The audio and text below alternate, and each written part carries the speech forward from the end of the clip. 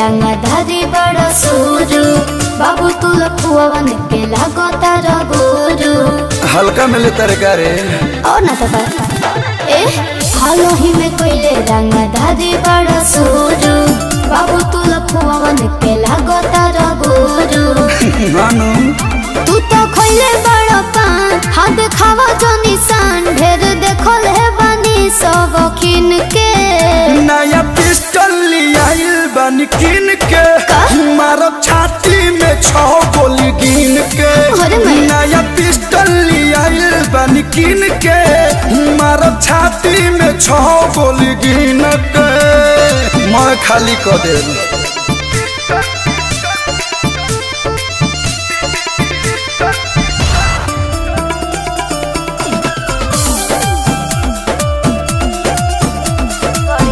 घड़ी घड़ी तू बात बड़ी बड़ी फेंकला जहरीली जवानी पाख से केला इतना आसान बरे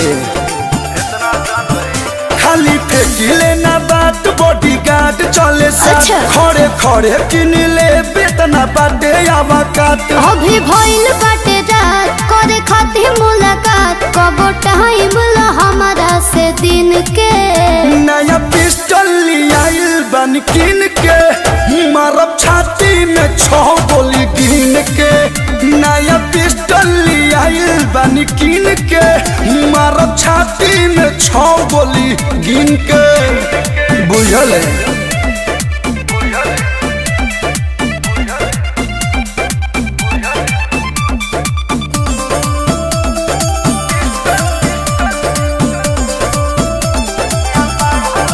है ना हमसे अकड़ हो बबुआ बिना बात कोइले हाथ न पकड़ हो बबुआ गूगल पे सर्च कर हम ही मिलब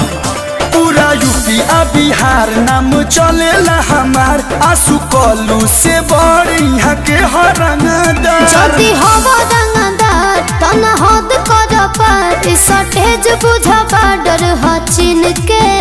नया पिस्टल लियाइल बन किन के मारब छाती में 6 गोली गिन के नया पिस्टल लियाइल बन किन के मारब छाती में 6 गोली गिन के ढेर ना उड़ा देब।